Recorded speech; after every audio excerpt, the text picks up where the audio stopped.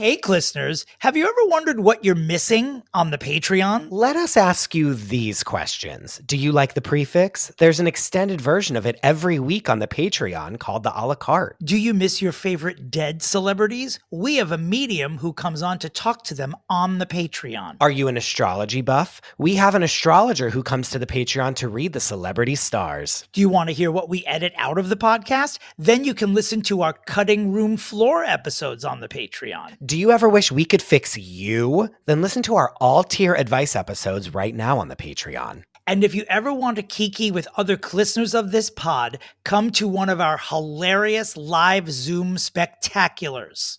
Still not convinced? No problem. Head on over to patreon.com/fixingfamouspeople to listen to an example episode of each of these, absolutely free. See you on Patreon. Where's Shelley? This is Fixing Famous People, the podcast where two reality television producers pitch solutions to save celebrities in dire straits. But first, let's get to the Pre-Fixe, your weekly pop culture roundup. You know, something seismic happened this week that I personally feel like it didn't get enough attention. I know there are a billion things happening in the world that are more consequential than this, but former Congress cunt George Luis Santos checked into prison this week, and he released a statement on Twitter that, if you will indulge me, Christopher, I would like to do a dramatic reading for the listeners. I find that fitting. These are the exact words of George Luis Santos as he bid farewell to society for the next 7.3 years. I'm going to kill you. Oh, God. Well, darlings, the curtain falls, the spotlight dims, and the rhinestones are packed. From the halls of Congress to the chaos of cable news, what a ride it's been. Was it messy? Always. Glamorous? Occasionally. Honest? I tried. Most days. To my supporters, you made this wild political cabaret worth it. To my critics, thanks for the free press. I may be leaving the stage for now, but trust me, legends never truly exit. Forever fabulously yours, George. Bye, Queen. I mean, honest to God, to the people of my homeland of Long Island, what the fuck were you thinking putting this lunatic in office? Good. Hang your heads in shame. Honestly, not since the Buttafuocos and Amy Fisher have I been this ashamed to be from that tract of land. Don't do this again. God. I mean, I will say, moving words, I must tip the hat a little bit to the work, as they say, moving words. Hearkening to something I feel like you or I would write if we were like going away for a long time, Yeah, because we're pretty gay. A speech like that is the reason certain people hate gay people, by the way. I think we can all admit that, because rightfully so. It makes me hate gay people. Yes. And he has changed his Twitter bio. It says, former congressman from New York 3 serving my 7.3-year political prison sentence. Account managed by friends as of July 25th. 2025. P.S. Not political prison. Like, you're a criminal. Don't. George, someone get this message to George Santos. You're not Anne Frank, George. Like, this is not you're not a prisoner. You're not being held hostage. You told lies in order to get people to give you money to get elected, and you're serving time for it. So. Yeah, like, you're with Jen Shah and Lizzie Holmes. Like, you're not not John McCain. You know what I mean?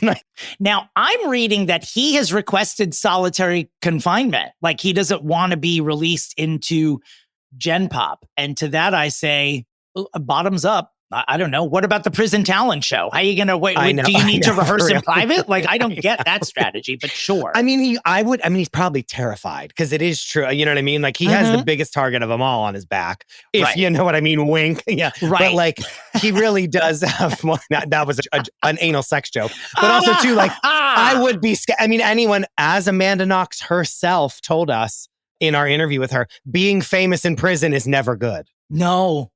Yeah, so like, I do understand that part of it, Now, last week, we reported, of course, about this CEO of Astronomer getting caught on the Jumbotron by Chris Martin at a Coldplay concert. And we saw the thousands of memes. Some very offensive ones have been debuting in the group chat this week, which we won't even describe because they're disgusting. But just when we thought it would blow over, Astronomer announces that their temporary spokesperson is Gwyneth Paltrow. And I say, this is the greatest fucking thing that's ever happened. Incredible. Incredible. Gwyneth herself. Gwyneth, I'm going to make a bold, to quote Christopher Michael DeRosa, I'm going to say something controversial yet brave. After years, I like Gwyneth Paltrow. No, this is incredible. No, it's perfect. It's tongue-in-cheek enough. She doesn't actually have to be funny. No. Her presence makes it hilarious. Mm-hmm. And it's like exactly the amount of wink. Like, I know that I'm absolutely insufferable in every way. Mm-hmm. Don't you agree? Mm-hmm. That makes us be obsessed with her. Like when she did that video with Megan where she was like, are we fighting? And Megan was like, I don't know. Like that a perfect amount. Wasn't trying to be too funny. Just was there with another person, even though she's an alien, being like, we are both humans, like perfect, right? I mean, once you know they're in on the joke, the public perception changes. And I love that you brought up Megan because that's Megan's issue. It's like, even when she's trying to forcibly make us think she's in on the joke, she's not. She's simply not. No. Gwyneth, however, is like, finally doing in it. On it. I need to know. She's finally got it. Yeah, I need to know whose idea this was because it is truly the perfect public relations ploy. Like having Chris Martin's ex-wife, who's already dragging tons of Louis Vuitton behind her and putting her in this spot. I don't even know what Astronomer does. I mean, obviously, I get what the name of the company is, but whatever. I feel like I want to buy stock in this company now. Couldn't tell you. Couldn't tell you what they do if I tried. Couldn't even care. If you had a gun to my head, it couldn't tell you. But I also love that, like, it's so funny too, because it's like Chris Martin's ex-wife is like the 17th thing on her resume. Exactly. Like being A-list celebrity royalty is like number one. Well, that's the genius about it is that you forget. Like your first reaction is like, oh, what is Gwyneth Paltrow doing? And then you're like, oh yeah, this is so perfect. God must have thought of this. I mean, it's like better than any fix we've ever had on the show. Absolutely. It's like, right? You can't escape her. Astronomer, I wish you well. That's all we can say. Like we all fixing famous people, we salute you. Standing ovation, curtsy, all of it. God bless. Also, can we give it a rest? The Astronomer. Can we give Astronomer a rest? Like I'm done. You know what I mean? Like I'm done with officially, it. But I'm done with it. They did it and we're moving. I can't see videos of people pretending to be the two of them anymore. Like I'm done. Right? No, I don't know. I think they're seizing the moment. Yes. Last week you said you were done. They surprised us. This week we're done. I think a third shoe's going to drop to keep Astronomer in the limelight. We'll check in with you next week. If we don't hear from Astronomer next week, we'll bury them right under Shelly Miscavige and you'll never have to hear from us again. But well done. Speaking of burying people, this is horrific. Apologies to all involved. Ozzy Osbourne passed away this week.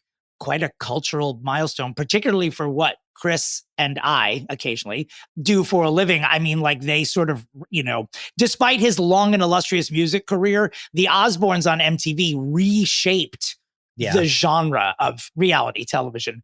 Which we discussed in our episode where we fixed the Osbournes with Alex Sunetta. Mm-hmm. So if you want to go back down memory lane about the Osbournes, Kay Casey told me she showed her son the first 4 episodes of the Osbournes and he was like, this is incredible. Yeah, it's entertaining. It really is. Because it was as unproduced as this genre has ever been. The 4 of them were just great together. They were just a great, insane group of 4 lunatics on that show. And the kids were just young enough. Sharon was just wacky enough. And by great, you meant absolutely horrific in every single way. Oh, maniacal, right? Like unhinged. They should all be in a home still, really. But yeah, I mean, it redefined like a burgeoning genre at the time. You don't want that to overshadow the fact that he's like a groundbreaking musician, but it does. To a certain generation, it definitely does. My folks will be like, I remember Black Sabbath. We are all going to be like, I just remember the Osbournes. I mean, it's what I remember. Honestly, like as a, someone born in the 90s, that was what I knew. Like he was already kind of like on the way out, like for me as a child, whenever I was like, for everybody discovering who they were. Yeah. Okay. Possible couple alert. And I feel like I'm in full support of this. Pamela Anderson and Liam Neeson, who for a few weeks it's been sort of whispered like, because they've made the new Naked Gun movie. They've said a couple of, cagey things in interviews and on social media about each other. And then they show up to the Naked Gun premiere together with all of their children. They all have sons posing together, looking like one big happy family. I approve. Not that they care, but I fully approve. I want Sofia Vergara to look at these two and know this is a couple. Leave Tom Brady, go to Liam Neeson, share him with Pam Anderson. I think this is great. And I can't wait to see the movie. I loved the Naked Gun movies, obviously, when I was a kid. And it looks like it's really funny. My cousin, who's a stuntman, was in Naked Gun 33 and a third. Oh, really? Mm-hmm. Oh, I love that connection. And I say good luck. Do I think this is just for publicity? Yes. Sorry to say. Yeah. Yeah. Like, is this real at all? No. But I love thinking about it. I think it's great. And I love that she's showing up everywhere without makeup. It's great. And we know, not to harken back to the olden days, but we know that she has dealt with packages of this size before, because he's been rumored to have a situation, and we're aware that she knows how to tackle that situation. It is rumored that he is hung like a pack mule, and we know that she can handle it. She's taken, and so I feel great. Like, just simply for that reason, I feel great about it. Do you know what I'm saying? It's like, because there's times when you're mismatched, and it's like, well, this isn't going to work. You know what I mean? Right. And so it's like that again. Do I think any of this is real? No. And I think she looks great. I'm sorry. I know the no makeup thing. I get the no makeup thing. I think she looks so good. She looks fantastic. I'm so obsessed with her. I'm obsessed with everything she does. Like, in every way, I'm just so into her. And it's to be the person that was like, her body and her mainly eyebrows were like what we all looked at as the pinnacle. And Absolutely. Then for her to like come back this way and like wash that all away by how she's presenting herself now, I think is so incredible. It's an incredible second act. Like, beginning with the no makeup, she disappears, she comes back with no makeup, she does The Last Showgirl, which she was great in, possibly robbed of an Oscar nomination. And then to just dive fully into comedy, it's a great move. I think whoever's managing her career must have also asked Gwyneth Paltrow to be the spokesperson for Astronomer, because this is a week of bold and wonderful moves. Yeah, and like 10s across the board. You know what I mean? Like, we're like, I find no fault in this at all. But I'm excited for the movie. It looks funny. Yeah, it looks hilarious. And only on a gay-owned and operated podcast will you hear people sanction a relationship based on the fact that the woman can take a big dick. So you're welcome, listeners. That's the criteria. Will they last? Well, at least for a weekend. Go get it, girl. Meanwhile, they never have spoken one word outside. They probably never had one private conversation. Not one. Yeah, like we say all this and none of this is real. 100%. Right? They've never been alone in a room together. Ever. Do you know what I'm saying? Let alone ever. Anyway. Moving right along, another big celebrity death this week, Hulk Hogan, who I grew up like, he was the WWE when I grew up, if people were into it. He, I think, was peaking. I think he peaked in that arena when I was in middle school and high school, and then just became a loud, annoying celebrity for life after that. But sort of like, his death was really strangely received online because a lot of people do not like him, apparently. No. And we don't need to get into all the allegations of racism and everything, but this was not like Ozzy Osbourne dies and people are just like falling at his feet. This guy dies and people are getting in trouble at work for posting negative things about him online and having to take shit down. There's like dozens of stories like this across the internet, but I know, but I'm sorry, if you do the time, you know what I mean? If you do, like, if that's what you put into the world whenever you were alive, like, I don't need to be so sad whenever you're out of there. Malcolm Jamal Warner, he was not. I'll say that. Absolutely not. But he was the third. I mean, as Rebecca Bregman pointed out, it was sort of Malcolm, Ozzy, and Hulk it came in threes that past week. But R.I.P., he hadn't spoken with his daughter, Brooke Hogan, in apparently 2 years. And is that real? Yeah. They haven't spoken in like 2 years. So right before we started recording today, her husband, who I think is a professional hockey player, released a statement saying, if you're reading that we have had anything to say about this, it's wrong. We're processing the grief. She hasn't said anything and blah, blah, blah.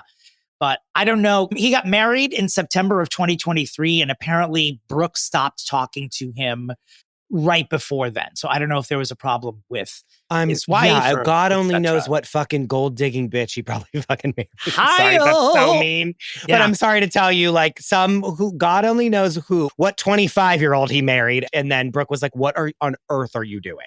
This is a genuinely wonderful segue into a troubled marriage that is ending in divorce, that of David Geffen, who is 104 years old, is divorcing his husband, who I believe is like 20 or something. Like, not even, like barely 20.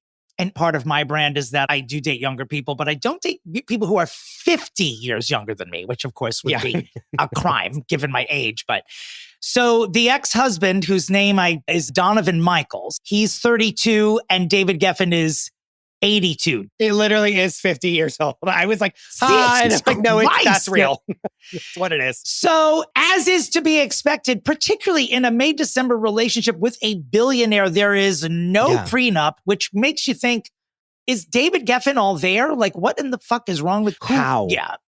But it doesn't even matter because he's just like, you could take half everything that I have. You could take half of it. That has to be the logic, right? Like, how does this not happen? But Donovan is accusing David Geffen of paying thousands of dollars for sex and forcing cosmetic procedures upon him.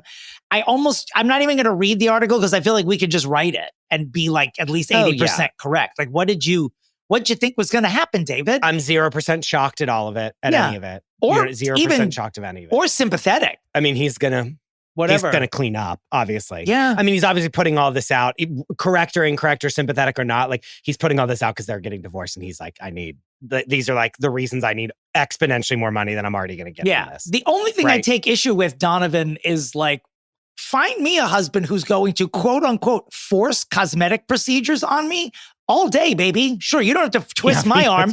Take it. We know. Put me in and tuck me out for a month and let me wake up like I'm on the fucking Swan. You're not going to force me to do jack shit. Hold your hands. You'd hold your hands out and be like, put the handcuffs on me. Literally, I sometimes go on the beach in Provincetown holding up a sign saying, we'll suck dick for plastic surgery. I'm not like, I will do whatever, please. No, we know you. Forcing plastic surgery. God only knows what sick shit he had to fucking put up with. I will say, like, God only knows what kind of fucking ridiculous shit was going on. It probably wasn't like Juvederm and a tummy tuck. It was no, it's not like Botox. It's not like they probably had him like it's not a neck lift at 30 years old. They Dominic. had him install a third testicle and like had a whole widening, if that's a thing. I mean, who knows? Not into oblivion. Oh, but Donovan Michaels and David Geffen. Good luck, Queens. I want to keep reading about this. Clean up. I want him to get every single dollar. Take that billion. Just do baby. it. Fuck that billionaire. Fuck him. You know what I mean? Well, late breaking news to us. Rebecca Bregman, our awards correspondent, sent us a real quick headline from TMZ that none other than Katie Louise Perry was seen on what we think might be a date with Canadian Prime Minister Justin Trudeau. And to this I say, Justin Trudeau, what are you doing? Have you seen clips of the concerts? What are you doing? What are you doing? Wait. Are you just hearing this for the first time? I'm just hearing this for the first time. You better check the group chat. Rebecca just texted us that Katy Perry went on a date with Justin fucking Trudeau. Oh, God. Who I think is out of office or is about to be out of office. But I'm not going to lie. As much as I don't like Katy Perry, her being the first lady of Canada funny. Gives me a pop culture boner. I need to see it. I love it. I actually love it. I mean, even politicians themselves have fallen this low. Not that they were on any moral high ground ever and in all time. What's but like, going do you know on? what I mean? Like at one point, it was like they wouldn't do something like he's. Oh God. What's going on with Canada's politician? You're mixing it up with Drake and Katy Perry. Like, what are you all? You're making it very easy for us to colonize you. You need to get your shit together. To take Canada seriously, Canada. Don't show the weakness. Anyway, oh God, Justin Trudeau and Katy Perry. God, what a wow. Yeah. No, just letting it hit me and it's like, what? How's it hitting you? Hard? It's just like, oh God, really? And I don't know who I'm more upset with. I like Justin Trudeau. Me too. Me too. Have had zero gripes with him up until now. None. Oh God, what are we doing, guys? Well, in better news, particularly for Christopher, The Gilded Age has been renewed for season 4. This is a Gilded Age podcast for those of you who don't listen. It sure is. P.S. okay, you know how I say like nothing happens and there's no plot? Season 3, things do happen and there's lots of plot. So okay. I must retract. Like, yes, in the first season, you're like, what is the point of the show? There isn't one. In season 3, there's 17 different points of the show. That's great. Okay. Good for the Gilded Age, baby. I mean, It's anytime, hitting. no matter what, Audra McDonald and Carrie Coon just should be working at all times. So I don't care what they're in, but seeing them together is a treat. And I love Donna Murphy as well, who I know isn't in the show as much. But I will, once I catch up with my watch list, that's like definitely the next thing on it. I have to catch up with the Gilded Age. Maybe it's something I'll just put on in the background. Felicia Rashad is in a guest role. I didn't realize. I don't know. I don't know if I'm a fan of Felicia Rashad. I don't know either, but she's doing good. Yeah, I got the Cosby support, sort of like I got to. No, I know. It's raw. It's hard. Yeah.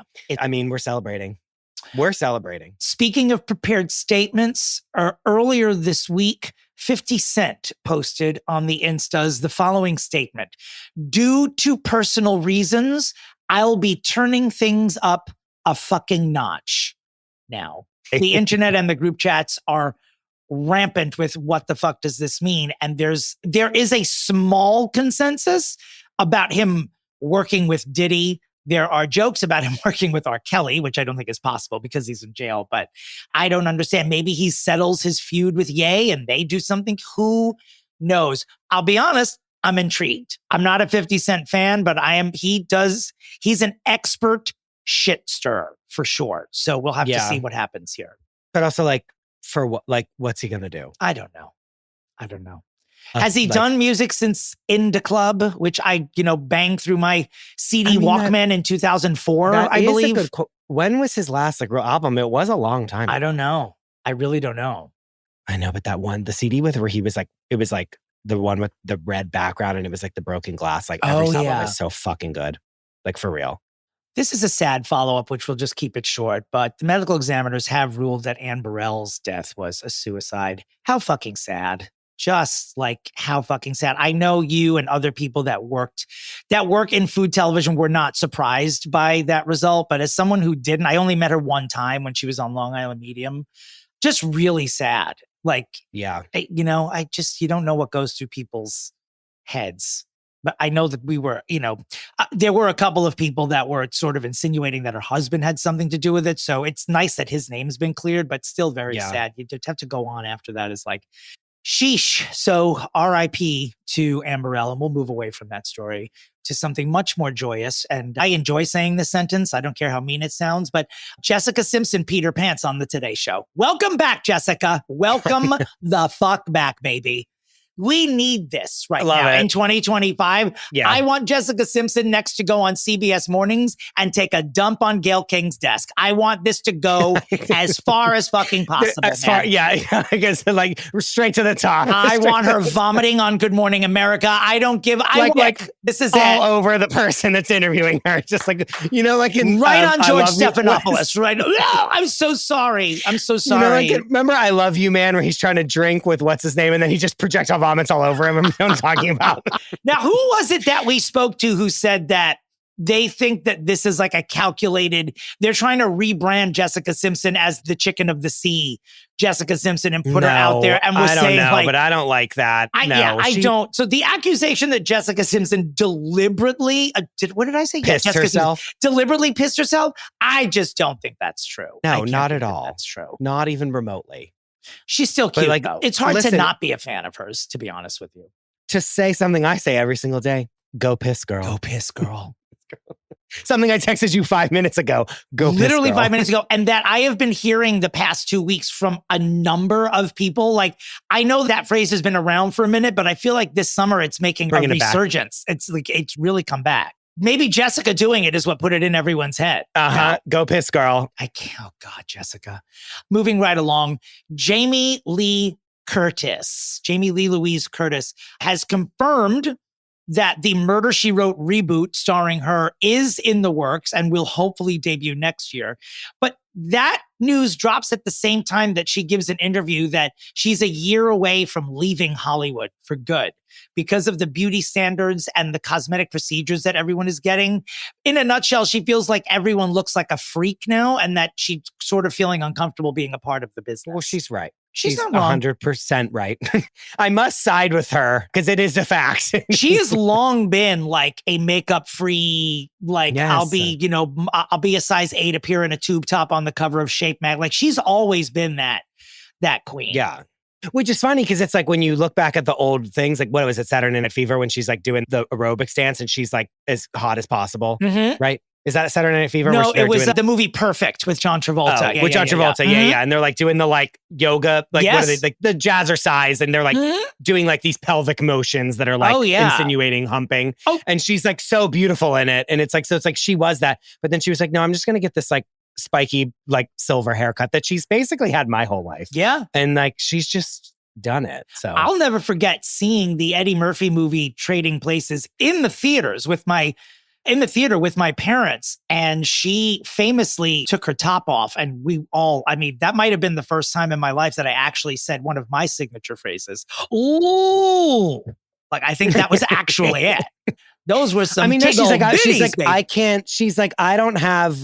I can't get bigger veneers, so like I have to just be done now. You know what I mean? Like she's like, I'm closing up shop, which I get it. Yeah, you know? No, I need her old and Matlock looking to do the Murder, She Wrote. Yeah. Like, I need that. I need it. So let's make up the better. No, but like, are we going to her for like beauty? Like, I think she's gorgeous. Like, I'm obsessed with her. Absolutely But it's like, I'm not like, let's look at this bombshell coming through. Like, she's never like given that in the movies in the sense of like, not Pam Anderson in the 90s is she. Do you know what I'm saying? Absolutely not. Like, absolutely so it's like, why? Like, I the fact that she feels pressure about it, I'm confused a little bit. It's more pressure, I think, than I think it's more disgust with her than pressure. Sure. Like disgust, DISGUST, not discussion. Yeah. I think she's just like, this place is like, what is this? This is a sick place. And no one knows Hollywood better than JLC, baby. I mean, she had celebrity parents. She literally was in Halloween in the late 70s. I mean, she's the ultimate Nepo baby. And it just sounds like she's... In her Oscar speech, she said, I know I'm a Nepo baby,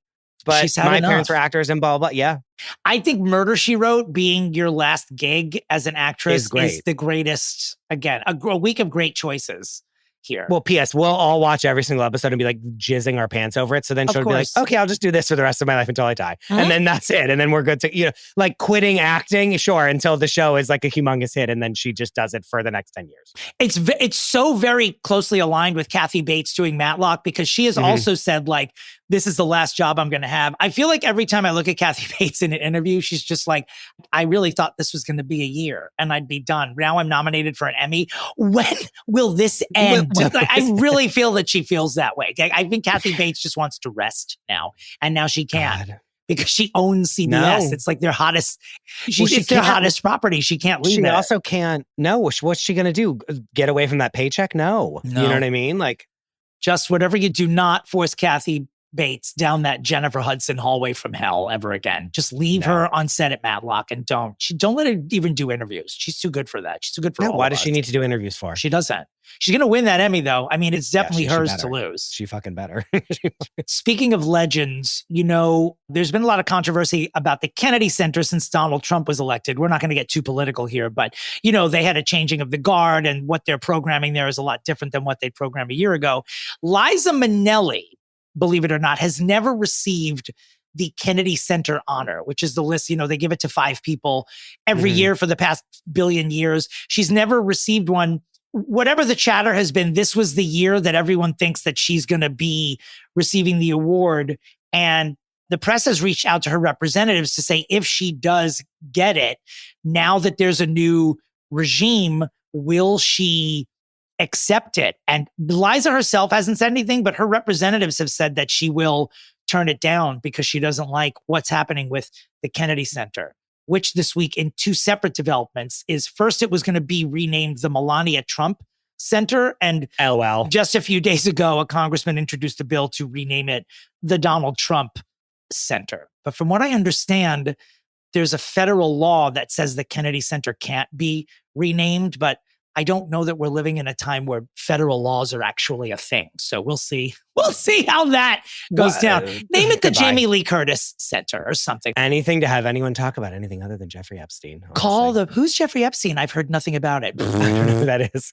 Also, let Liza live. Like, let her live out her last days. I mean, when they trotted her out with Lady Gaga at the freaking, what was that? The Academy Awards. Like, that was elder abuse that we all watched and applauded. You bring it up. Can we not? You will never be over it. And I'm not faulting you for it. Like, you'll never be over that abuse. She didn't know who or where she was. Mm-hmm. Like, Lady Gaga had to go, okay, you're going to present. Like, it was horrific. Yeah. Right? It was the 50th anniversary of Cabaret. That's why they wheeled her. Like, that's why they brought her out there. Which, but it was just, she literally did not know who she was. No, she didn't want to be where she was or that anyone was there with her. Mm-hmm. So it's like, don't do this. Let her live her dementia days out. Like, you know what I mean? Like, can she just rest? She and Cher, if you've heard of her, she's a singer. They will both be 80 years old next year. 80. Legends. Crazy. What do we do when that one fateful day when? I have a plan in my head. Well, I'm going to need to gather myself. I'm immediately going to turn all of my social media. I'm just going to put black up there and just going to say, and with the caption, just, I need a minute. Cause I don't know how, I'm going to feel. Please respect my privacy at this time. It depends what she's sort of done before then. Like if she goes on tour and like were to pass away in the middle of it, but if she's like planned a retirement and done a farewell, film or something like that, I'll feel differently. If we find out now, if we get a text that Cher has passed away, I would probably I'd probably pass out right in front of you. I wouldn't even have a chance to change my socials. No. You, of course, should keep rolling and laugh at it while call 911 in Provincetown. Anything for the content. Like, there's a middle-aged faggot lacking oxygen on Court Street. Please go to this address and revive her because Cher passed away. No, I just feel like I need something in writing of like what I am to do when that happens. You know what? That's a great idea. It's sort of like a DNR, like what should happen. Like I need to give you almost exactly like a DNR. All right, of what to do when Cher dies. I will actually do this. Hey, Siri, set an alarm for 2 p.m. to write up Cher death practices. Okay, she did it. We're done. Speaking of Cher, Michael, what a day of great choices and perfect segues. We're just really hitting every home run. You're doing so well. Burlesque the Musical opened on London's West End, and it's been through quite a time. It was opened regionally in the UK. Christina Aguilera is producing it, and the same people who directed the film sort of wrote and redid the story and put the musical together. Over the past 6 months, it's undergone a lot of creative changes, and none other than Todrick Hall, who is a polarizing figure in his own right, is directing and choreographing it. So The Guardian, which to my knowledge is a lowly regarded UK paper, immediately gives it 5 stars. People are raising eyebrows because they're like... One of those people being myself. And I'm a second one as well. A rave of that size just seemed a little suspect. And then the other reviews started rolling in, particularly from Time Out London, who... and I'm quoting here, described it as a hostage situation. That it is 3 hours of a hostage situation. Wowie, wee wow. So, God, Dominic, you know what we've never... Okay, speaking of burlesque. Yes. This weekend, when I was in my pool, in my pool upstate, which people thought they were like, are you in France? I was like, you live in a castle, correct? We were having our birthday weekend with my friend Jen. She loves burlesque. And so she was putting it on one night when we were like, after we had been drinking all day. And Rebecca and I were like, this is what we did after we went to the Renaissance store as we watched this movie. And it was so bad. And we were trashing it. And she was so upset. And I was like, Dominic loves this movie. And something we've never done yet is rewatch burlesque and then come on and discuss it on we should do it. And I feel like that needs to be a bonus episode. Let's do it. Like we need to do that. And I think Rebecca needs to come on and then my side is me and Rebecca and then your side is you and I think my friend Jen or someone else that is like ready to defend burlesque because I think it's the war of the worlds is what needs to happen.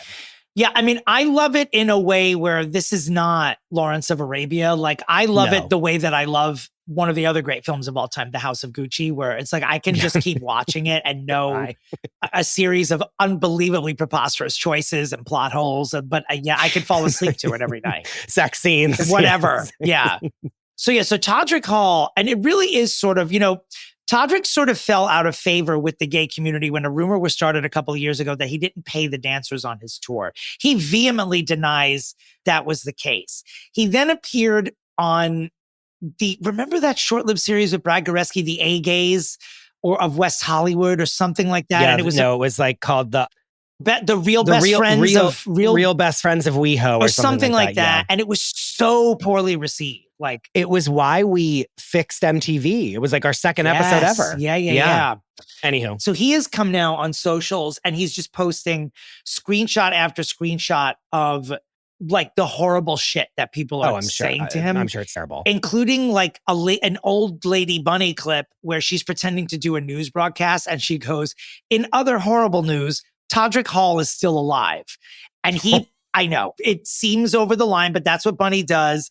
And he keeps posting. He's like, why do I deserve this? And I'm a little concerned. The language he's using, I'm a little concerned about it because people are going after him in a way that's, and look, I know what we do here and I'm not trying to be disingenuous, but you know, when we quote the great Wendy Williams here and we say death to all of them, it's truly to people who deserve to be killed because they've harmed other people. I'm not going to their front door and saying that. I'm doing it here with all of us away from them. I'm doing it on this platform where we can hide from everyone. You know what I'm saying? I'm not going to his Instagram and saying, here's something I said about you on my podcast and then like giving him the transcript. Like that's not, it's not for their ears. Like, come on, guys. It's a bit much. No. While we're on the West End, during a performance of the much talked about Evita in London last week, Rachel Zegler, who's in the titular role, had some sort of health scare and couldn't return to Act 2. Wait, I saw that. And so her understudy took over and received a 5-minute standing ovation. The end of the musical. And Rachel Zegler apparently could not have been more gracious and excited for the understudy, which I think is a great look for her. This show simply cannot stay. It's like Sunset before it. Like this show simply cannot stay out of the news. And I can't fucking wait for it to get to New York. And we're going to see it together unless I go to London beforehand. But I'm not enough of a Rachel Zegler fan to buy a plane ticket to go see it like I was with Pussycat Boulevard. But that was once in a lifetime. That wasn't once in a lifetime. But I can't wait to see it. You know, Evita, again, just like Sunset, not even close to being a perfect musical. Like there are like narrative and character issues from tip to tail, but still very entertaining. The last time I saw it was on Broadway with Mr. Ricky Martin in the role of Che. And I barely remember it because we were just staring at his package the entire time. We were in like the second row. Posting a lot of sexual photos on Instagram recently. Have you noticed? Like he looks so good. He is aging like the finest wine of all time. Like he's never looked better. Why did him and his husband break up? I need to know. I don't know. Do we have boots on the ground there? His husband's so beautiful. Like, and again, does art, quote unquote. And I say art, and I mean that with the biggest air quotes alive. But like, did he ever have a job? Probably not. But like, does he sell any of his art? I don't know. They just seemed like the perfect, you always think that they look like the perfect couple, but there's always problems underneath. Oh, with everybody, for sure. With literally everybody. I don't buy them. I don't buy anyone's bullshit about how happy I know. Like literally that nobody. It's like, what else could you want? But it's like, there's so many other things you could want. I used to think that I always wondered. I don't know. Is anyone there that you don't? Why am I do you not want your own partner to hear this? Like, what am I like? Who am I hiding from in my home by myself? By the way, your artist partner, I might add. So the congruency between you guys and Ricky Martin does not just end there. Hassan's had a job since he was 12 years old. Listen, he's earned his due. Anyway.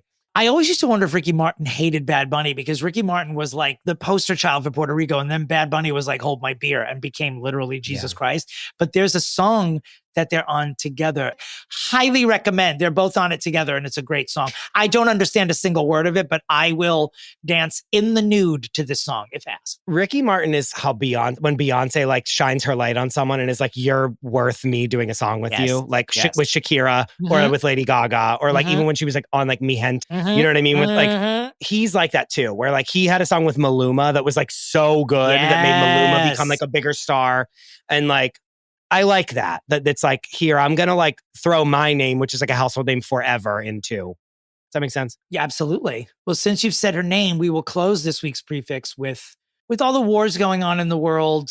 Beyonce gave us something that we needed to have faith in humanity. And at her Las Vegas show a few days ago, she's been having special guests throughout all this tour, the Cowboy Carter tour, and the queen herself brings out her two princesses and reunites Destiny's Child on stage in Las Vegas. And when I tell you that I could feel the earth shaking all the way in Massachusetts from Las Vegas, And tectonic plates. Tectonic. Could have done without a lot of the negativity online where they're like, fuck you, Beyonce, you should have done this in Houston or whatever it was. But it could have been the year 2000 with the three of them walking out. They look the same age. They look exactly the same. It's like truly unbelievable. It's insane. Funniest thing about the whole their incident. Outfits. Absolutely love them. Tina Knowles knocks it out of the park again. I'm assuming it was her. But the funniest memes I saw about it are people are like, how do they look so young? Michelle Williams is currently on Broadway in Death Becomes Her as the woman who provides the potion to people so they don't age. And people are photoshopping Michelle Williams in her Death Becomes Her outfit on stage with Kelly and Bay. And it's fucking hilarious. Why not just do one tour? I mean, we've talked about them maybe they will. Times.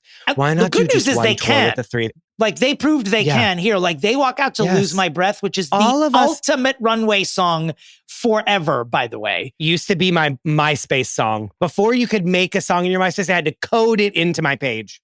If I was 9 years old when that song came out, that would have been the song which I would have wrapped a towel around my head like a turban and taken my mother's shawl. And whenever they weren't home, pranced the fuck around that house, whipping my hair back and forth until the towel unfurled.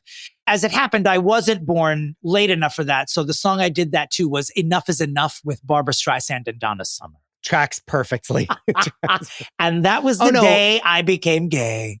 We my sister and I would write down the dance move. We learned the choreography to Lose My Breath, what we could learn of it, and it was, my God, if they would just she would make more money doing that than the current tour, which is record breaking in every single way possible. Every single one of us would go to Can you imagine how much those tickets, she could charge $2,000 a ticket and we would pay it. Yeah. Because we already paid $800 for this one, but we still love you. I'm trying to go see Lady Gaga, and every ticket is $600. I give up. And I'm it's just not worth that much.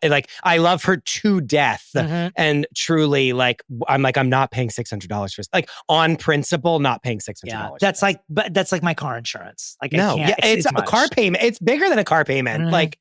That's insanity. Well, we leave you with that. On the a la carte today, I remember how there's always a show getting canceled that I didn't know about. I didn't know Inside Edition or any of these shows. Well, apparently E! News got canceled after 34 years. Didn't know it was. Oh my God, this is the next domino to fall, Dominic. Yeah, I have Inside Edition and I had no idea. We'll be talking about Brandy starring opposite her daughter in a Christmas movie. You heard me right, Brandy Norwood with this adult child. I love it. Tracy Ellis Ross joining Diana Ross on stage in the Hollywood Bowl is the cutest thing that I have seen all year. And I feel like we say this every week, but Prince Harry has yet another peace offering to King Charles and Prince Williams in this long-ass tour to try to get back together with them. They are not moved, honey. They are not As moved. you saw on my Instagram, I've completely turned on Harry, and I think he's the problem. So I will be having I'll have a full 10-minute rant where Dominic doesn't say one word on the a la carte when that topic is brought up. I'll go make eggs while Chris goes on just about. Go. You already know what I'm going to say, but just I could write it for you if you want. Yeah. And that's it. Today we are fixing Neil Patrick Harris, and it is a truly fun episode. A romp. Truly. Our Klissner hats are still on sale, guys. Go to our Instas. Go to the FFP Insta. Chris is wearing his right now as we speak. I forwent the cap today to wear a sequin tank top, and the hat just didn't match it. Well, that's it for this. Stay tuned after these vital messages for FFP meets NPH. You know and love his podcast, That Aged Well. It's Paul from That Aged Well. Welcome to the show. Oh, and applause too. It's been so long. As much as we can. Yes. Yeah. Paul, thanks for having me. Paul, tell everyone a little bit about That Aged Well.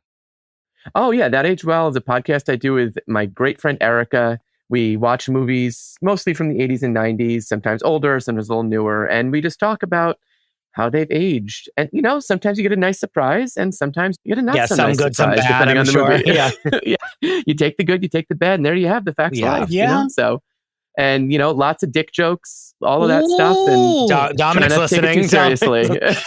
You have my attention. All right. Well, speaking of dick jokes, we are here today to fix Mr. Neil Patrick Harris. That's not even a wide left. You could go anywhere with that. Yeah. He's acted like one. We've seen his. It could be anything. Many characters he plays are. Before we get into Neil Patrick Harris, how did we arrive here? Paul, did you contact us desperate to fix him, or did you see our rotating list and choose him from that? Well, so thank you for asking. Great story. So I was trying to, because when we first were talking about me coming on, I was like, well, I don't know if I have a famous person I want to fix, because I tend to go with the either I love you and I'll defend you to the death, or fall off a cliff and die. I don't care. So I was like, who do I want to fix? And then Neil Patrick Harris came to my head. And then I was thinking about it. I was like, well, I mean, his career is pretty good. I don't know that he seems to be doing fine. I don't know why this is going to my head. And then I saw your list and I was like, wait, Neil Patrick Harris is on their list. And it felt like kismet. Yeah. And I was like, why did I immediately think of that? And you guys are both New Yorkers, right? Correct.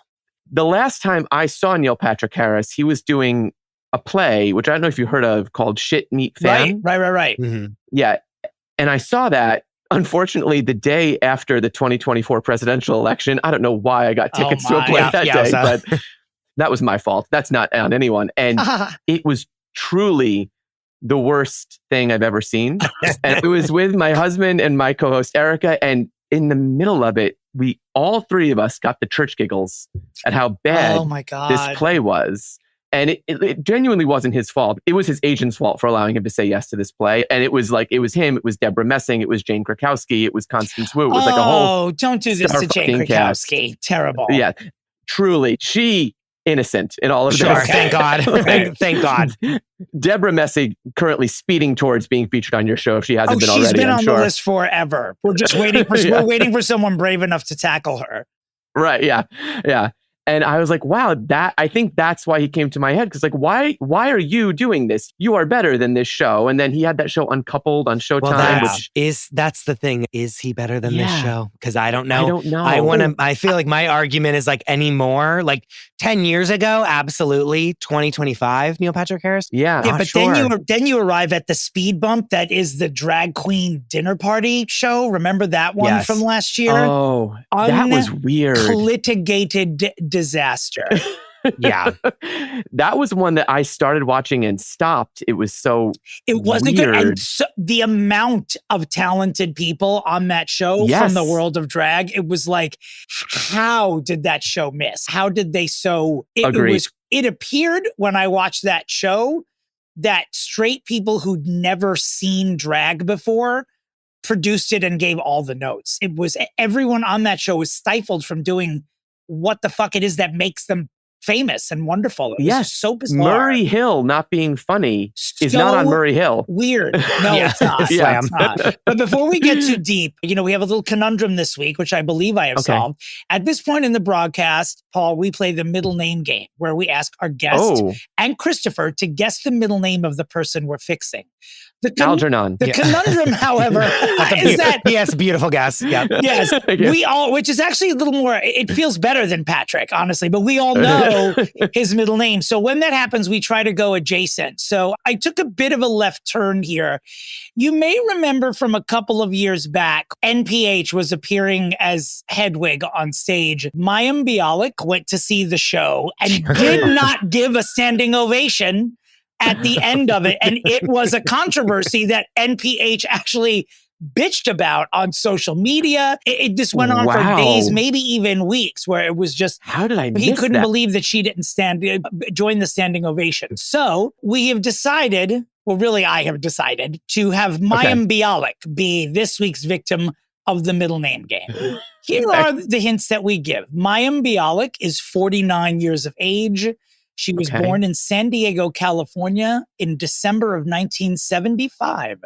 She is a Sagittarius. All right. No one's going to get this. What is Mayim Bialik's middle name? My immediate mind goes to the fact I know she is of the Jewish faith. Correct. And I am not aware of the origin of Mayim. Perhaps that is a Jewish name. I don't know. Mm-hmm. But I'm hurtling towards like Rebecca. I think that's a solid guess, actually. I'm hurtling towards a Shakespearean name that just came to me out of nowhere. All right. Is it Cressida? It's close to Cressida. Really? Rosencrantz. Now I really hope it's Rosencrantz. Chris, honestly, you are a winner. I mean, can you even imagine? Any chance I have to do accent work on this podcast, I thoroughly enjoy. Yes.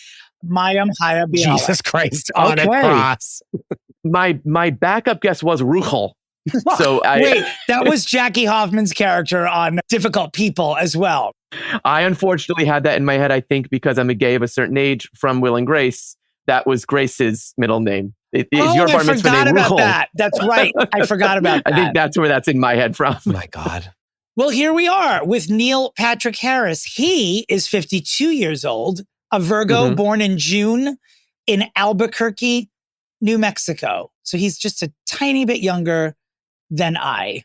Having, unlike Christopher, I was alive when NPH became a celebrity. So obviously my first memory of him was being in just at the tail end of high school when Doogie Howser MD came on. Yes. And I'm also apparently older than Chris because I was also alive when Doogie Howser was on. So I'm with you. I'm on your team now. So Christopher, having been born during his stardom, what is the first exposure you remember of? You know what's funny is I don't really know. Like I know Doogie Howser, like I'm aware of it and I understand, like I'm there, but like I almost want to say it was either in How I Met Your Mother is when he became like the celebrity that he really is now. And I don't know why I said this to you already, Dominic, today, but like one of the Harold and Kumar movies, like Neil Patrick Harris is like plays himself in those movies and like arrives on a unicorn because they're like high and is like with them playing himself. And weirdly and they were like starstruck by him. And I feel like that's like an early-ish memory of him because after Doogie Howser, he wasn't like up to much until we get to How I Met Your Mother. Am I wrong about this? No. Well, he went into theater for a long time, right? Yeah. But as far as like his marquee roles, I mean, it was pretty much, he did a lot of things, but he did go from Doogie Howser, like sort of pop culture wise, Doogie Howser to How I Met Your Mother. Yeah. He definitely did a ton of stuff in between there. He'd even done stuff before Doogie Howser. There was a movie called Clara's Heart in 1998 that he was in. He was also in an NBC sitcom after Doogie Howser, a little bit called Stark Raving Mad, which I don't remember. Paul, do you remember that one? I remember that one. Yes, it was good. It was Fred Savage, right? I'm not sure. Is that him and Fred Savage?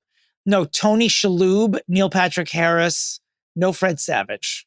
Then I don't remember it. I remember the wrong thing. Well, that's on in this that's person. on, it's like, no. But honestly, that's Neil Patrick Harris's fault. That has nothing to do with you. It means he wasn't memorable enough or we didn't care. Yeah, but then he did get big into theater, which I'm sure he studied as a child anyway. In fact, he was discovered, I think, at a drama camp by someone. I was actually surprised. He's from New Mexico, and that was where he was discovered. I didn't realize people were ever from New Mexico. Ever. Like, and born and discovered I've never there. met someone from New Mexico. That's just a place where old celebrities move when they're ready to like open up an antique shop, like Gene Hackman or Glenn Close. Or if you want to start selling turquoise jewelry and you're a lesbian named Joan, you move to New Mexico, right? Exactly. Like which is exactly, I believe, what Shirley MacLaine is. All those things you described. So you want to know two people that are both from Albuquerque, New Mexico? Who? Jeff Bezos and Lauren Sanchez. No. Swear to God. There it is. They're both from there, like separately? Yes. I would believe actual aliens were from New Mexico before I would believe like people were born there. Yeah. Wait, I'm looking at his DB Wiki? And I'm forgetting that he was in Starship Troopers. He was like the infomercial person that was like. I forgot about that. Which is Starship Troopers is a good movie. Let me just do a little peruse of what else we have going on over here. I want to say he was in like a Murder, She Wrote that I saw. He absolutely, he like ran the gamut with all that, like during and after Doogie Howser. I was also surprised that he was only 2 years younger than me, because it means when he started playing Doogie Howser, he was like 15 or 16 years old. Yeah. And he was legitimately a teenager. But he looked so much younger. I don't know why in my head that the character was like 11 or something ridiculous. But I guess that wouldn't make any sense. They wouldn't let an 11-year-old perform surgery. But that's the other thing. That's like why all these child stars are so fucked up, because like they look like they're 11, but they're really 17. And so they're already like fucked up. And then they are like, and then they're pushed into Hollywood, and then that fucks them up. And then they look weird when they're adults because we like remembered them at 17 looking like an 11-year-old. You know what I mean? It's like a cycle that never stops.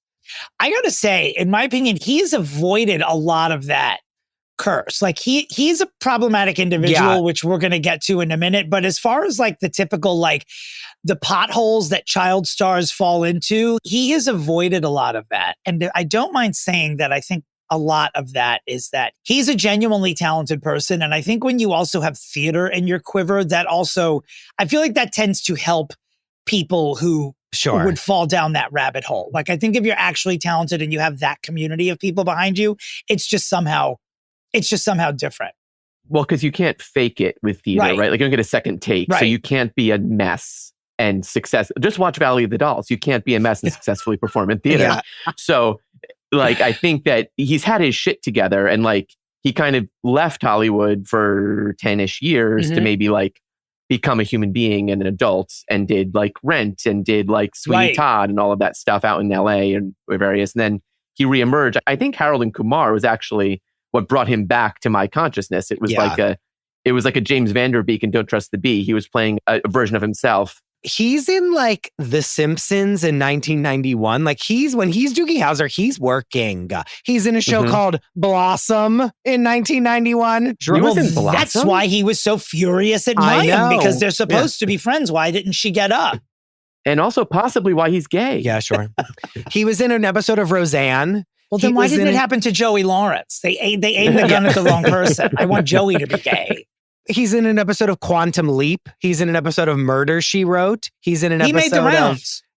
Like he's working. He's a working lady. You know what I mean? Like those are humongous shows. Yeah, and he did work steadily through that. Like in between Doogie and How I Met Your Mother, he did work. It just wasn't very high. It wasn't very high profile stuff, but he still earned a paycheck. Okay, so he's famous, young, he's working, he's a working lady, he goes to Broadway. Then I feel like he comes back and does How I Met Your Mother. Are we there? Right. I think that's his peak fame. And that once shows there. Well, once there, he absolutely like a barn burner for sure. Yeah. So many people have that whole producing team from all of their shows at that period of time to just thank for having careers. Am I wrong? Is How I Met Your Mother in the Chuck Lorre family or no? No, I don't just think CBS? So. That's Carter Bays. Got it. Just CBS. Yeah. All the CBS shows at that time were launching, like everyone on the cast of How I Met Your Mother, it just sort of underrated as like a talent launching pad, but like everyone there, Two and a Half Men, like these were all shows that I didn't frequently watch, but they were just cranking out, not to be rude, but like mid-level stars. Like every one of them, like everyone from How I Met Your Mother works still. Allison Hannigan, Jason Segel. Everybody works. So, and then of course the key of it all was that he gets on How I Met Your Mother and he plays this womanizer, which at this point, it's not just like a whisper at this point. Like, I don't think it's been announced when he starts the role, but very soon after, I think he went on Stern, and maybe a year or two after he started this role as Barney on How I Get Your Mother, and just publicly and casually came out because he'd been living that way for a while. He just hadn't made like an announcement. He just took that step that Jodie Foster decided she was going to sidestep and just start, just pretend that she did it. I had a friend who did like a show in Chicago with him. And she was like, oh no, Neil Patrick, she had told me like privately, because we're not famous, Neil Patrick Harris is gay. So I had like known it for like years. And then when he came out, I was like, wait, did people not know that? Like I forgot that he blew out. You forgot that it was a secret because it wasn't a secret. Yeah. I kept posting it on Facebook and no one told me to stop. But the sad part about all this is like he comes out, whatever. He's like with David Burka, who in my opinion is the most nepo-y of all the nepos, because he's a nepo? Because of him being married to Neil Patrick Harris. Oh, because he then eventually gets like a role in How I Met Your Mother that's terrible. He's a terrible actor. He can't, you know what I mean? He's like not good in it. And he's this like bro-y weird character that makes no sense. And for the rest of, until now, they're like, he's dragging him along and putting him in all of his projects. And he's on the teat. Suckling on the teat, Dominic. And he's not a good actor. Like he just isn't in it. Like, And then he was going to be a homemaker. And then he was trying to be on Food Network. And then he was really trying to have a career and thought he could really be something. Whereas like, again, Neil Patrick Harris was like working from the 80s and going on every single show possible to like hone his craft and the stage, you know? Yeah. It's David Berger was he a Broadway dancer? I have no idea. He was in a production of Gypsy that I saw. And he played Tulsa. Yes, sure. He was a dancer and a singer. Yeah, like that's not a big acting role. That's a can you sing this one song and dance? It's that one dance, right? It's that big dance. The funny thing is that he's this gay man, and then his character is, if you look back today and watch it, is like horrifying. Speaking of that aged well, Paul, did you do an episode on How I Met Your Mother? Because we're available. But it's coming. Like, because it's like his running joke is that he does the naked man, which is when someone goes he lures a woman back to his apartment. And when they go to the bathroom, he gets naked and stands there like doing the Captain Morgan, one leg up on the coffee table, naked. And then when they come out, they see him naked and like must fuck him, which like, looking at that today is like horrifying. Maybe not great. No, not great. Yeah, no, because he did that. And it was, I think like the fact that he was gay let him let that character get away so much more, right? Yeah. I think he should be lauded for it. So not only do we know this character's gay and he plays a straight person, but he also plays a straight rapist, believably. I think truly. That should have gotten him the Emmy Award, actually. Come on. Always nominated, never winning. Yeah. He was nominated like 3 or 4 times, actually, and didn't win. But he won all the Emmys that he has are for hosting the Tony Awards. And that started... And one for Glee. Yes, that's right. I forgot about that for guest star. Never forget. He won one for Glee, he won 4 for hosting the Tony Awards. And again, at this time, like Barney really that character really brought him so much attention and just really put him back into the zeitgeist, as it were. Hosting the Tonys, he won an Emmy every time he hosted the Tonys, I believe all 4 times. And he's a good host, because it always helps when a host also has talent, like a Cynthia Erivo, for example. Yeah. Or dare I even say James Corden, because although he's also problematic, he's a Broadway vet. And so that was why he did a good job hosting as well. Yeah. Hugh Jackman. Yeah. Period. I mean, and also too, like the Barney Stinson like character became like one of, I don't know why, him and then like Stewie from Family Guy, like they occupy the same space in my head, because they were these fictional characters that were like quoted all the time. Like Hassan has totally a Barney Stinson like pickup artist book that they sold that was like a joke, like here's how you like go on dates with people thing that was like funny. Yeah. Do you know what I'm saying? Like, remember the pickup artist? Remember that? Like, he had like a fictionalized version of that that's just like a stupid thing to sell, like to make money for the show. Was that naked man trick in there? I'm sure it was. I have to go back and look at it, but like that character became like pushed through the show and became like a character in the zeitgeist of the world. Does that make sense? Of course. Which like very few fictionalized characters these days like actually does that. Yeah, I can't think of one recently. Like back in the heyday of like sitcoms, like Karen Walker, because we're talking about Will and Grace, like that one did, right? And like, but now sitcoms just aren't big hits. They don't hit big enough, right? Yeah. But he's humongously famous off of this. And then I'm not going to, like, not to be mean, but like after How I Met Your Mother, it's like he doesn't really, like he keeps doing these things, but I feel like his star power kind of wanes. Well, I feel like he traded in a lot of his star power to do. Did you either of you watch that variety show he did? No, I never saw it. It only lasted for one. Was it one episode or one season? It was like 8 episodes. It did not last. Okay. And it was, first of all, I was reading about it because I did watch it. So I'm so sorry to interrupt you. My roommate at the time was working on it, now that I'm thinking about it. And it was an Americanized version of like some show that they were doing in the UK that was like very big and very successful.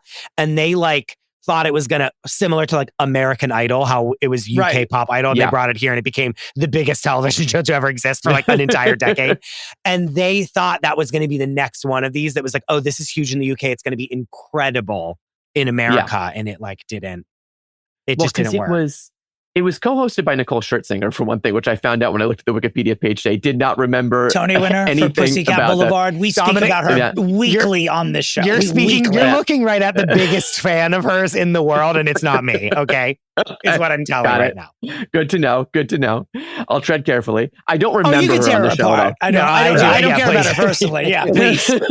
I thought Audra should have won. Agree. But, you are not alone. Yeah.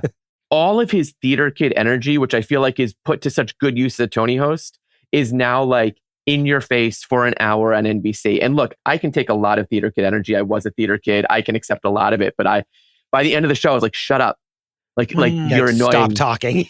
Stop talking. And like, it was so loud. And like, I think he traded it, like it was a British show first, but like, I think it was his idea. Like it was Neil Patrick Harris front and center doing like close-up magic, singing a song, doing like funny tricks. It was like, oh my God, this needs to be cut with something because you are too much. And I wonder if that was a misstep. I mean, from firsthand knowledge, the budget was out of control, like beyond. Yeah. Like they put a shitload of money behind it. And so I think that after that, it's like they bet all their chips on him, and then it only lasted 8 episodes and failed. And then they were like, I feel like then for a while, he's like untouchable. Yeah. Then he goes, because then he retreats to the theater, I'm sure. Yeah. Right? Yeah. Which makes sense. You know what I mean? Once you do a gamble on someone like that, and it's like on a huge network and there's like massive amounts of money behind it and it doesn't do well, that's never great. Yeah. And it's his face. Like everyone else pretty much escapes unscathed and he is covered with it, which is not entirely fair. But yeah. What did Nicole do on that show? Sing Buttons 9 million times? Honestly, could not tell you. One of the episodes, they had Bonnie Tyler on and they had her sing Total Eclipse of the Heart. What else? And the whole time I was like, did no one check if Bonnie Tyler had taken care of her voice and could still sing Total Eclipse of the Heart, because she couldn't, and it was sad. And no. This is sad. I love Bonnie Tyler. Holding out for a hero. Like 80s icon Bonnie Tyler. She's a little older. She's a little longer in the tooth, and she doesn't have the notes anymore. No judgments, but like... Also, not an easy song to sing, by the way. No. Very difficult. Oh God, was Nicole like, put me in at any moment? Like, put me in, coach. You know, like in 30 Rock, whenever Jenna pulls the microphone out of her purse with her mom, that's Nicole Scherzinger in the wings of the stage as like Bonnie Tyler's struggling through the like bridge of the... She was like, I got to go to Great Britain and get into Andrew Lloyd Webber's back pocket. People have to believe me when I tell them I can sing. No one believes me. So stupid. And look, the bitch can sing. She can sing. She did. Can't take it away from her. I was blown away at the Tonys when she sang what's it called? The song, as if we never say goodbye. Like I was like, holy shit, she really can sing, can't she? Yeah. Dominic went and saw her in London. He was an early adopter of Pussycat Boulevard. Oh, okay. The moment it was announced, I was like, I was done. Yeah. All right. She killed it. So all of these things are sort of intertwined. Like that variety show was a big swing because of Barney and Hedwig and everything else that was happening around then for him. Did either of you see him as Hedwig on Broadway when he did it? He was quite good, I thought. I was very surprised because I didn't see him. I saw Hedwig and I thought I was just going to see Neil Patrick Harris being Hedwig. I did see one other person play the role and I only saw that person. I'm looking at Wayne Brady. I just saw it was just it was just me watching Wayne Brady in a Let's Make a Deal costume. I'm so sorry to say, but it wasn't. I was not transported at all. But when NPH was in it, we were like motionless watching him. He was not since it debuted a billion years ago off Broadway. Like he breathed new life into it.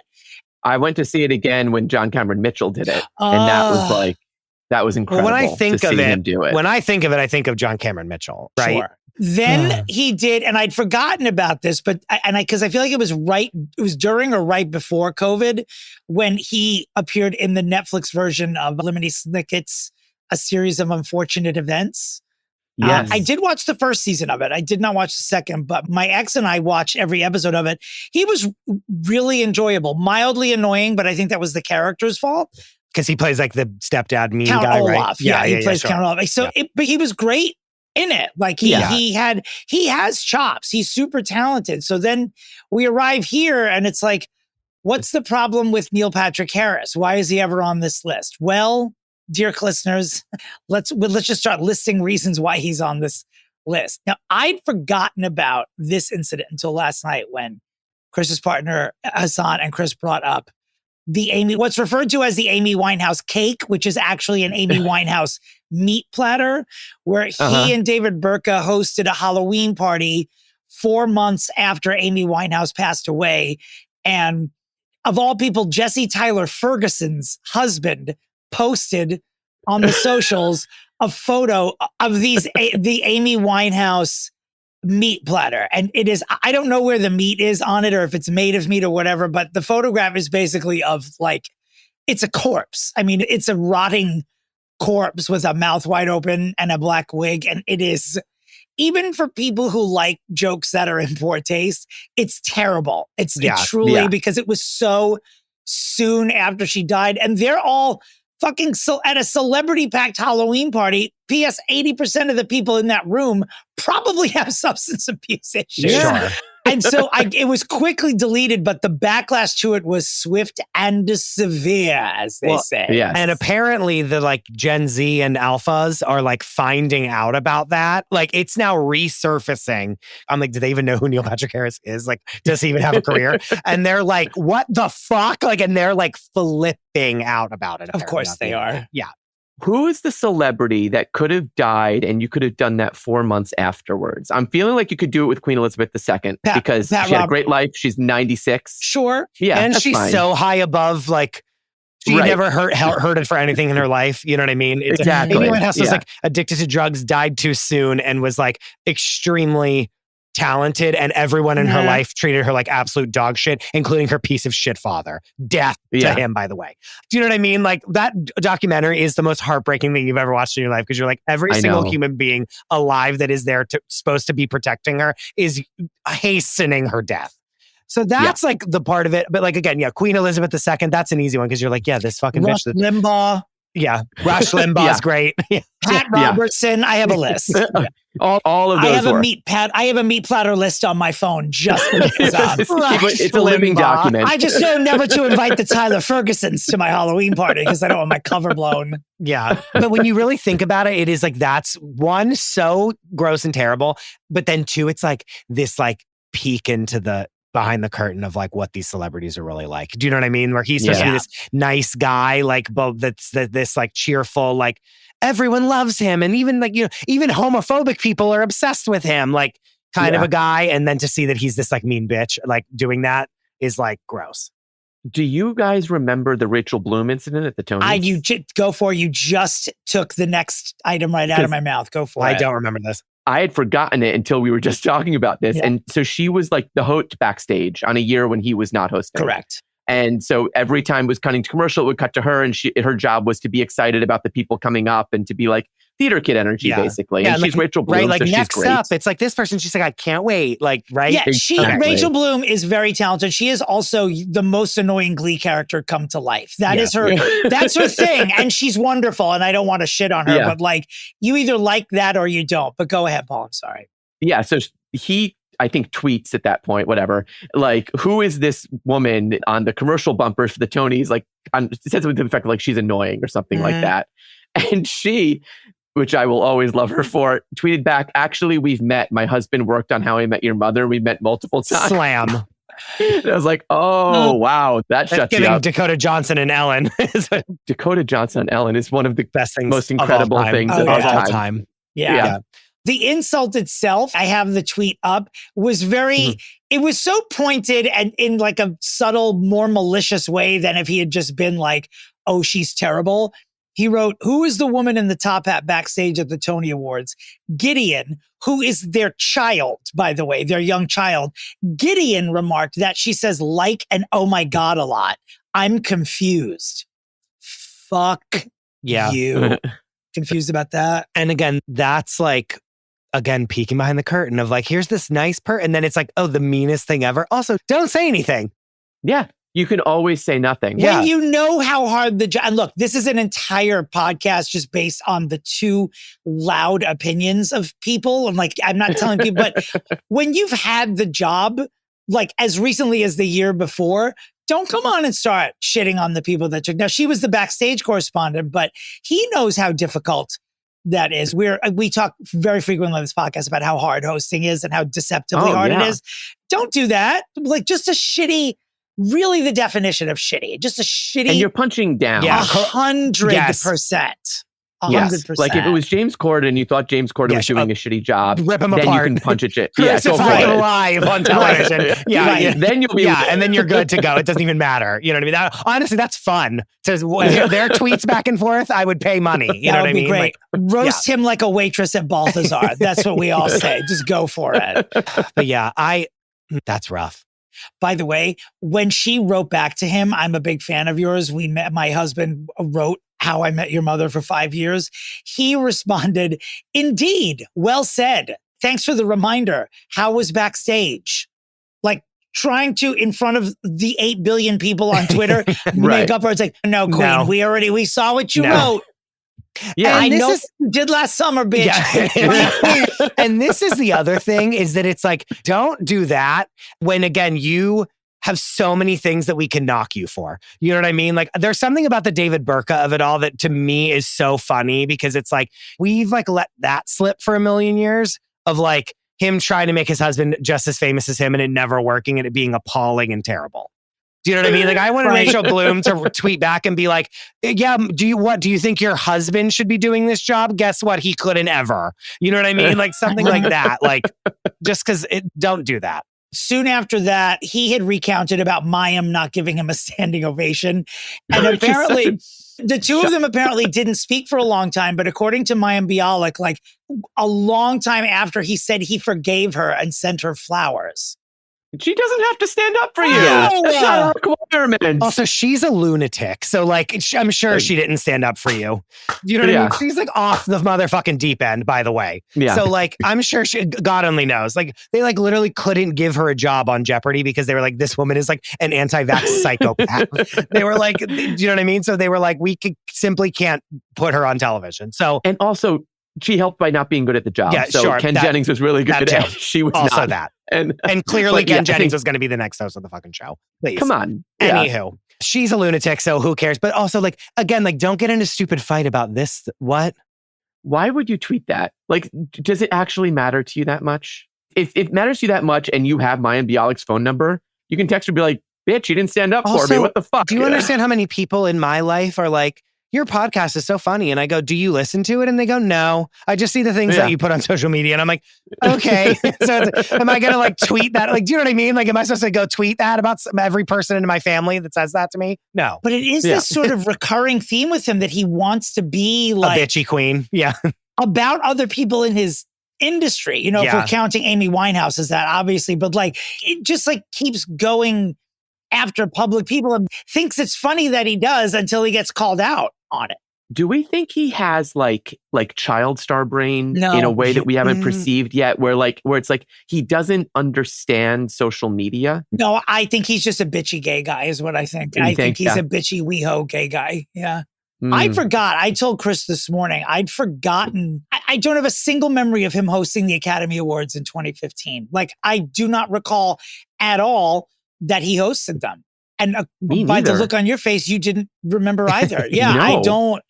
But there was a moment when a woman named Dana Perry won an award for Best Documentary Short. And she got up to accept the award. She dedicated the award to her son who had died by suicide. Now, her dress was kind of it was like a spaghetti strap black dress that had these puffy balls hanging off of them. They almost look like a pom-pom kind of a ball. Yes, thank you. Yeah. That's what they're like pom-poms hanging off of them. And she walks off stage after this heartfelt speech and he comes out NPH and says, you got to have a lot of balls to wear an outfit like that. Did not, I forget this whole controversy, did not go over well. People were like launching at him like, did you even listen to her speech? Why would you make a joke about someone like that on the biggest night of their lives after she's talking about her son? Yeah. Again, it's the same. Yeah. It's that veil. You need to put that veil back, bitch. No, isn't that strange? Because he's smart. I know he's a smart guy. No way. Tell by the choices he makes in his performances. Like I don't know. You just can't get that part right. I wonder if he's just really not funny. Like he can deliver a joke if someone else other writes it. Jokes are great. Yeah. I have some gays in my life that I'm like, no, that's mean. That's not funny. That's mean.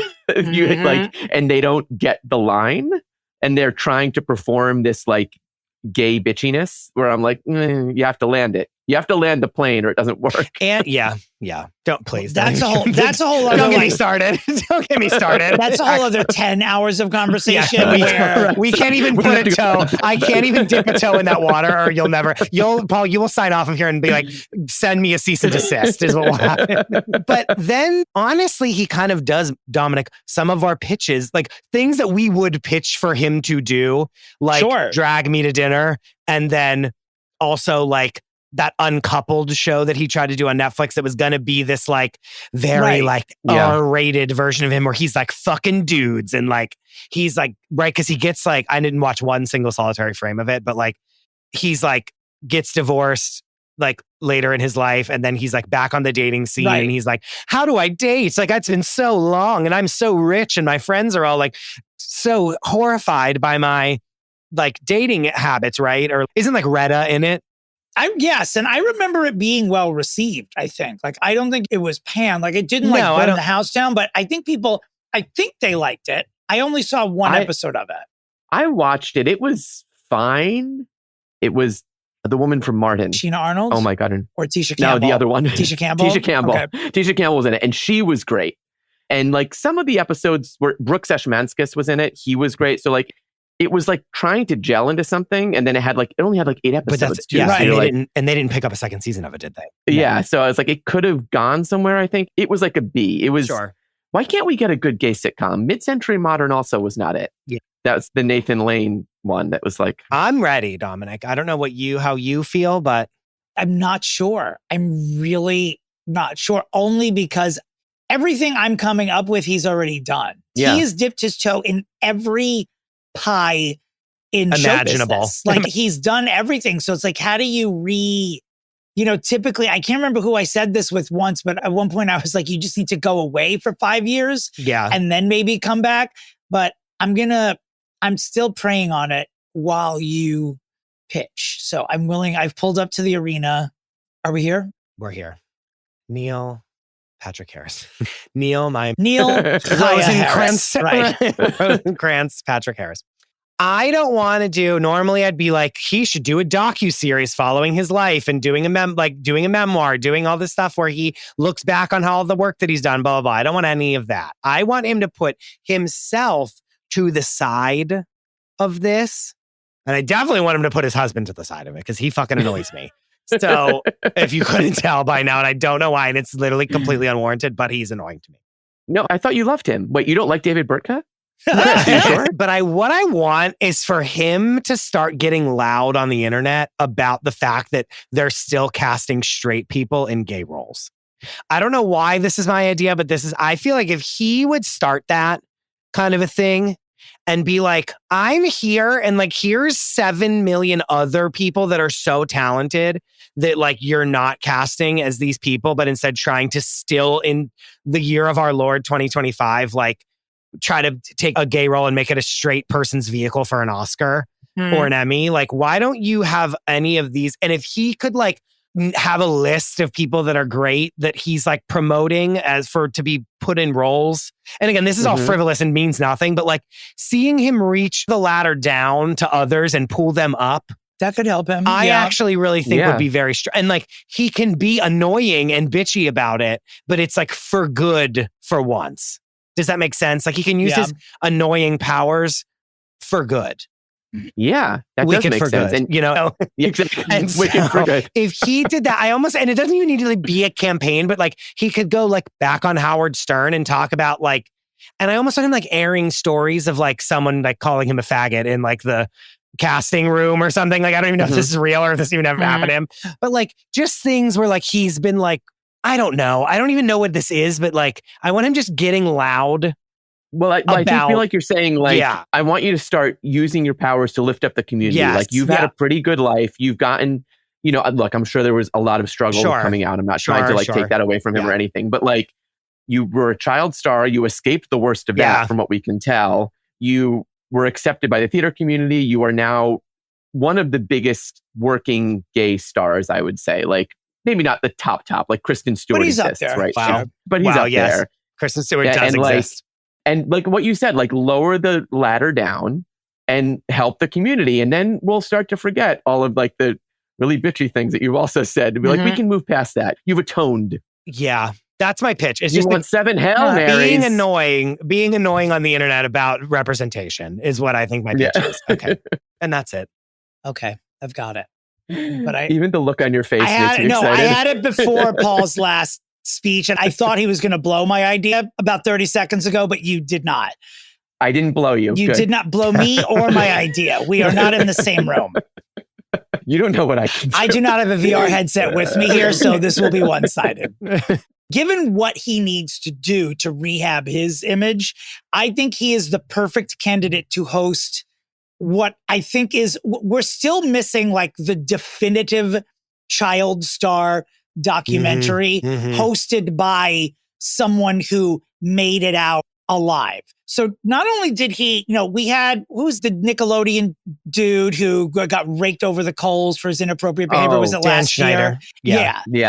That was like, I feel like that documentary walked. So this one that I'm talking about could run. Because if there's someone who's been through the process, and the benefit to his career is that he can talk about how being a child star affects your personality, even for the people that get through it sort of unscathed, like without a drug problem or any of the other huge potholes, where it's like you become so entitled that you're not a normal kid, no matter what you do. You don't know how to joke around. And he can sort of, if I'm his rep, I'm thinking you can excuse every asshole thing that we've talked about in this podcast by just saying like, I know I'm an asshole, but here's kind of the reason why. Like I was like plucked from New Mexico and blah, blah, blah. And like I escaped all this, but I didn't escape being an asshole. And maybe that's a way to sort of rehab his image and get us the NPH Olsen twins sit down that we have been pining for the past 30 years. You, Dominic. How dare you use them against me like this? Maybe Olsen he could twins. Get Bialik on and they could mend fences. Oh, well, you know what? That's another one. She's also made it out relatively unscathed, but as Chris pointed out earlier, is also a bit of a lunatic. They could both benefit from this. Yeah. I feel like what the actual move is a combination of both of those pitches. We'll take it. Like, what are you suggesting? I would say like starting with Chris's pitch of like, the activist persona, putting not persona. I don't mean like you can say yes, no, like being like being loud. Yeah. Being loud and then parlaying all of the attention he will no doubt get if he does that into the documentary that you're talking about, to be like, let's talk about what being a child star does to people's brains and scare adults from putting their children in the system. And then, you know what? And the ultimate benefit of that would be like, I would never have to watch another child act, which would be such a dream. I've said that here before. Personally. That no children should work, that you must be 21 even to play an infant. And we should just accept that moving forward. Yeah, sure. Moving forward. Also, I mean, CGI exists, What you're describing, basically combining these ideas, I think we could safely say is pulling a Leah Remini, who also had a sort of public persona, which was a little caustic on her. And then she just came out loudly against Scientology, which was the activist portion, and then turned it into a series that has turned her into, I mean, she's a hero. Like Leah Remini now is viewed as a hero. 2 years before Going Clear aired, she was that annoying chick that got fired from The View. The queen of queens. Like it was just, she wasn't like, or J-Lo's best friend, any of her titles, but now she stands on her own because of what she did to Scientology. As a humanitarian. Yes. He and J-Lo made up yet? Now that she's not with Ben anymore? They're talking. They're talking? Yeah. Okay, good. No, I root for those two. Yeah. I just do. I can't help it. They'll be fine. Yeah. So the Spider-Woman, Jennifer turns her back on people. Well, yeah. She has very high standards of behavior. But not she doesn't give second chances. Right. Yeah, but not for for like legitimately. God. Okay, so are we allowing a tie, Dominic, or are we going to force it? I don't know. Look me in the eye. I want to know if you're okay with it, because sometimes we allow it and sometimes we don't. I like Paul, having met him just an hour ago, and I don't want to force him into some sort of blood feud between us. I also like his idea. I like the way that he sort of streamlined these two together. I think I will allow a tie as well. Okay. We'll allow it, Paul. Congratulations. Mostly don't. We mostly don't. I'm like, no, pick. Thick bitch. Yeah. So do we call it? But the big question is: are we calling it a tie, or are we saying that Paul won by taking our materials and using them wisely? No, I believe that it is a tie. Don't get too nice, okay? We got it a tie. Congratulations. Okay. Oh God. Oh, Paul, was this a whirlwind? It was a little bit, wasn't it? All right. Yeah, it was, Paul threatened to fillet career. you virtually, so I think it was a whirlwind. Okay. Threatened.